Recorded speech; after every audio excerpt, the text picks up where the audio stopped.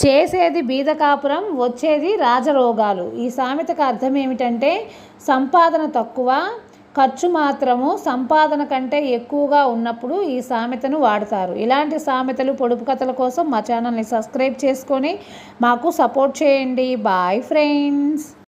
తీగ లాగితే డొంకంతా కదిలినట్టు. ఈ సామెతకు అర్థం ఏమిటంటే ఒక చిన్న కారణం వల్ల దానికి సంబంధించిన పెద్ద విషయం లేదా మొత్తం వ్యవస్థ బయటపడుతుందని చెప్పే సందర్భంలో ఈ సామెతను వాడతారు. ఇలాంటి సామెతలు, పొడుపు కథల కోసం మన ఛానల్ని సబ్స్క్రైబ్ చేసుకుని మాకు సపోర్ట్ చేయండి. Bye friends. చుట్టమై వచ్చి దెయ్యమై తగిలినట్లు. ఈ సామెతకు అర్థం ఏమిటంటే మొదటిలో మంచిగా ఉండి తరువాత అసలు రూపం చూపించడాన్ని ఈ సందర్భంలో ఈ సామెతను వాడతారు. ఇలాంటి సామెతలు, పొడుపు కథల కోసం మా ఛానల్ని సబ్స్క్రైబ్ చేసుకొని మాకు సపోర్ట్ చేయండి. Bye friends. సముద్రమైన ఈదవచ్చు కానీ సంసారం ఈదలేము. ఈ సామెతకు అర్థం ఏమిటంటే ఒక్కసారిగా వచ్చే కష్టం కన్నా రోజు ఉండే బాధ్యతలు చాలా కష్టం అని చెప్పే సందర్భంలో ఈ సామెతను వాడతారు. ఇలాంటి సామెతల కోసం మా ఛానల్ని సబ్స్క్రైబ్ చేసుకోండి. Bye friends.